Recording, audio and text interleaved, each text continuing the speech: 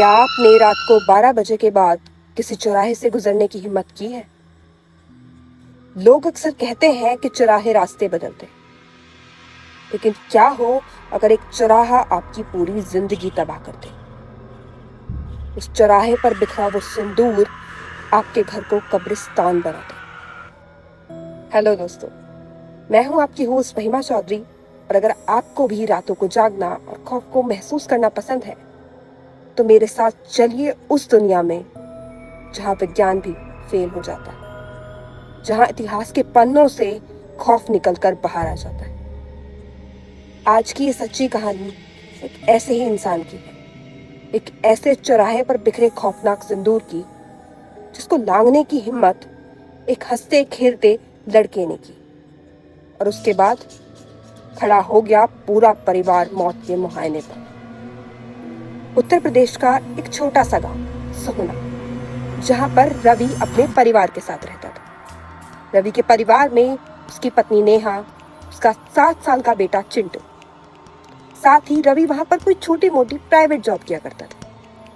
लेकिन फैमिली में financial problems बहुत ज्यादा थी, क्योंकि नौकरी में बहुत ज्यादा पैसे नहीं मिल रहे थे। तो रवि ने सोचा कि वो शहर में जॉब के लिए अप्लाई करता है। उसने बिल्कुल वैसा ही किया। उसने शहर में जॉब के लिए इंटरव्यू दिया और आखिरकार उसे एक बहुत अच्छी नौकरी मिल गई। तो रवि अपने परिवार को लेकर पहुंच जाता है नए शहर, उत्तर प्रदेश के मुजफ्फरनगर शहर। लेकिन अभी अभी उसकी पुरानी जॉब छूटी थी, फाइनेंशियल प्रॉब्लम्स काफी ज्यादा थी। तो उसने मुजफ्फरनगर शहर के थोड़ा बाहर की तरफ एक किराए का मकान देखा, जो उसे काफी सस्ता मिल रहा था। उसने बिना देर करते हुए वो मकान ले लिया। तीनों हंसी खुशी वहां रहने लगे, जैसे फैमिली में कोई प्रॉब्लम ना हो, एकदम खुशहाल भरी हो। रवि की पहली सैलरी आई, वो सब बाहर डिनर पर गए। डिनर करने के बाद वो लोग शाम को वापस अपने घर लौट आए और थक कर सब लोग सो गए। लेकिन तभी कुछ ऐसा हुआ जिसका रवि को अंदाजा भी नहीं था। करीब रात के 3 बजे रवि की आंख अचानक खुलती है।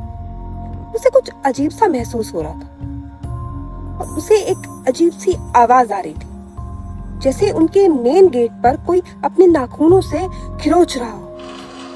एक अजीब सी क्रिप क्रिप वाली आवाज। उसे लगा कि शायद गली से कोई बिल्ली या फिर कोई कुत्ता होगा। वो अपनी पानी की बोतल उठाता है, चादर हटाता है और बाहर अपने हॉल की तरफ चलता है। वहां जाने के बाद वो अचानक हॉल की खिड़की से बाहर की तरफ देखता है। यकीन मानिए, रवि के पैरों तले से जैसे जमीन खिसक गई। वो खिड़की से बाहर झांक कर देखता है कि घर के सामने जो रोड है, उस चौराहे पर एक औरत खड़ी हुई, रात के 3 बजे।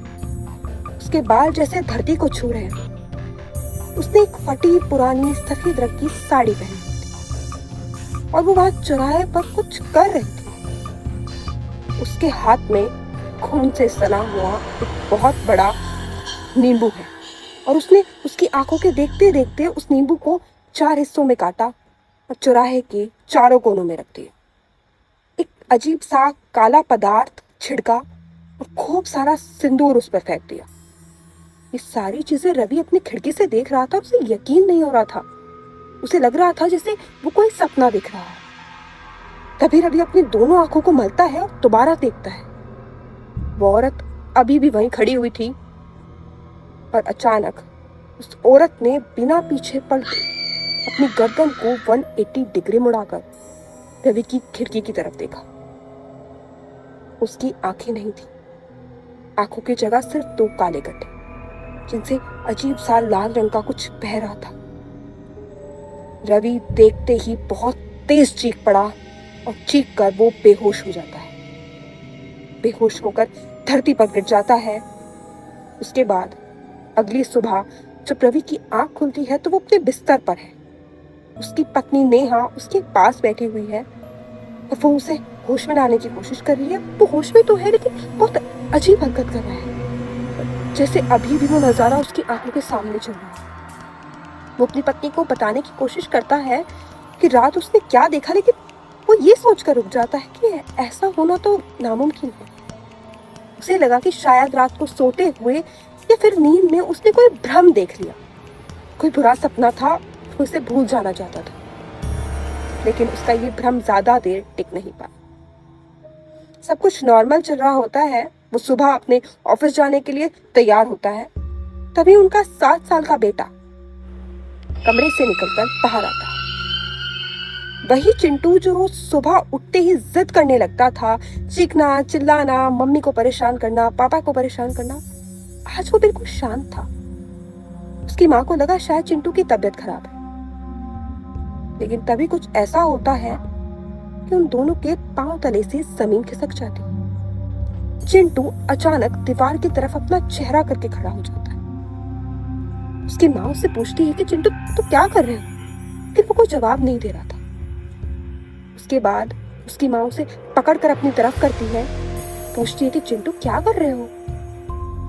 पता है चिंटू क्या बोलता है? चिंटू कहता है कि मम्मी, पता है हमारे गेट के बाहर एक लाल रंग का कुछ पड़ा हुआ था, मैंने उसे अपनी उंगली से चाट लिया। वो बहुत मीठा था, बहुत अच्छा, मैं रोज उसे चाटना चाहता हूँ। और उसके गले से बच्चों जैसी नहीं, एक 70-80 साल की बुढ़िया की तरह आवाज निकल रही थी। उसकी हरकत, उसकी आवाज और बात सुनकर नेहा ऊपर से नीचे तक कांप जाती है। ये सारी चीजें डाइनिंग टेबल पर बैठा रवि देख रहा था। रवि के जैसे होश उड़ गए। रवि डर से उठकर चिंटू के पास जाता है और उसे संभालने की कोशिश करता है। चिंटू अचानक उसके हाथों में बेहोश हो जाता है। उसे कुछ समझ नहीं आ रहा था कि इसे हो क्या रहा है। कल रात उसका उस औरत को देखना और अब चिंटू का ऐसा व्यवहार। खैर, वो चिंटू को बेड पर लिटाता है और अपने ऑफिस चला जाता है। लेकिन ये सिलसिला यहाँ खत्म नहीं होता, बल्कि यहाँ से शुरू होता है। उनके घर में अजीबोगरीब हरकतें शुरू हो जाती। रात होते ही जैसे ही सब सो जाते तो किचन से बर्तनों के गिरने की आवाज, अजीबोगरीब आहटें और आवाज, कभी कभी ऐसा महसूस होना जैसे आगे से कोई निकला हो। उसकी बीवी का घर में डर कर रहना, किसी के रोने की आवाजें सुनना, और खासकर चिंटू की हरकतें, वो बिल्कुल भी पहले जैसा नहीं रहा था। वो रात होते ही घर के सबसे अंधेरे कोने में जाकर बैठ जाता जहां कोई नहीं आता। वो अपने आप से बातें करता, अजीबोगरीब बातें, एक अलग आवाज में, जोर जोर से हंसता। इन सारी हरकतों से वो जैसे कांप गए हों। उन्हें समझ नहीं आ रहा था कि ये सब उनके हंसते खेलते परिवार के साथ हो क्या रहा है। तभी चिंटू की तबीयत इतनी ज्यादा खराब होने लगती है कि वो बिल्कुल भी बिस्तर से उठ नहीं पाता। रवि को कुछ समझ नहीं आ रहा था। तभी वो अपने गांव वापस जाता है और वहां के एक बहुत जाने माने तांत्रिक बाबा थे। वो जाकर उनसे मिलता है, उन्हें ये सारी चीजें बताता है। बाबा की कुटिया में जाते ही बाबा उससे कहते हैं कि पागल, तुमने और तेरे परिवार ने खुद मौत को अपनी चौखट पर बुलाया है। जो चौराहा है वो कोई आम चौराहा नहीं है, उसे मसान चौराहा कहते हैं। वहाँ हर अमावस्या की रात को मशानों की शक्तियों को जागृत किया जाता है, और उसी दिन तूने और तेरे परिवार ने वहाँ करे हुए सिंदूर टोटके को अपने पैरों से लांगा। 3 साल पहले उसी चौराहे पर एक प्रेग्नेंट लेडीज एक्सीडेंट से मारी गई थी। तब से उसकी आत्मा वहीं भटकती रहती है, और जो कोई भी अमावस्या को उस चौराहे से गुजरता है वो उस परिवार के सबसे छोटे, सबसे कमजोर इंसान को अपनी जकड़ में ले लेती है, यानी परिवार के सबसे छोटे बच्चे को। उसकी जान बचाना बहुत मुश्किल है, लेकिन एक उपाय है। तुझे आज रात उस चौराहे पर जाना होगा और उस सिंदूर और नींबू को वहां से इकट्ठा करके एक नदी में सलाना होगा। लेकिन याद रहे, पीछे मुड़कर मत देखना। चाहे कुछ भी हो जाए, कोई तुम्हें कितनी ही आवाज क्यों ना लगाए, तुम पीछे मत देखना, वरना बचना मुश्किल है। उसके बाद वो रवि को एक अभिमंत्रित धागा देते हैं। इस धागे को अपने पास रखना, ये तुम्हारी रक्षा करेगा। और रवि अपने बेटे को बचाने के लिए पहुंच जाता है रात को 12 बजे उसी मशान चौराहे पर। रवि डरते डरते देखता है कि वो सिंदूर, वो नींबू, वो काला पदार्थ अभी भी वहीं पर पड़ा हुआ है। वो हिम्मत करके उसे अपने हाथों से इकट्ठा करने लगता है। इकट्ठा करते करते उसे अपने पीछे से चिंटू की आवाज आती है, जो चिल्लाकर कह रहा था कि पापा मुझे बचा लो, वो औरत मेरा गला पकड़कर मुझे खींच रही है।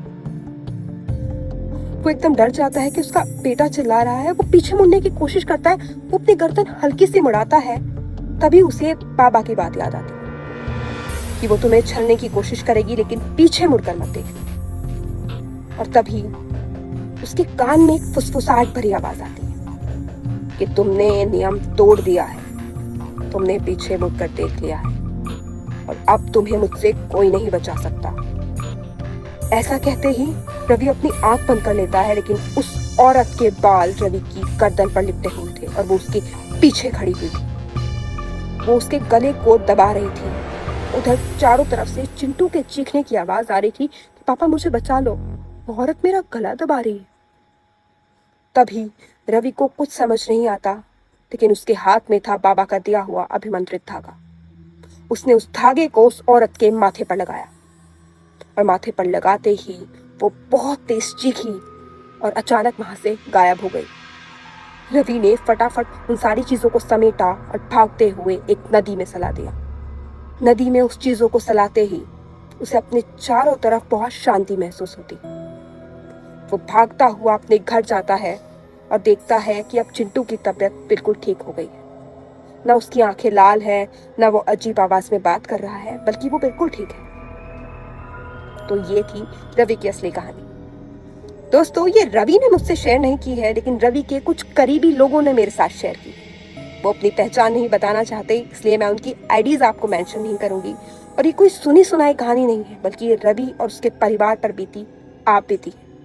मैं जानती हूँ कि आप और हम इन बातों पर विश्वास नहीं करते, लेकिन सिर्फ तब तक जब तक इनमें से कुछ भी हमारे साथ ना हो। कैसी लगी आपको रवि की ये कहानी और इस कहानी से क्या सीख मिली?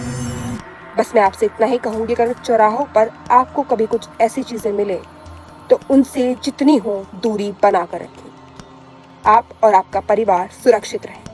अगर आपको वीडियो पसंद आई है तो लाइक करिए, शेयर करिए, कमेंट करिए और साथ ही साथ चैनल को सब्सक्राइब करिएगा। और अगर आपके साथ भी कोई ऐसी घटना घटी है जो आप मेरे साथ शेयर करना चाहते हैं, तो मेरी डिस्क्रिप्शन बॉक्स में मेरी मेल आईडी है, आप मुझे मेल करके बता सकते हैं। मैं जरूर उस पर वीडियो बनाऊंगी। जल्दी ही मिलते हैं एक नई खौफनाक और सच्ची कहानी के साथ। तब तक के लिए अलविदा।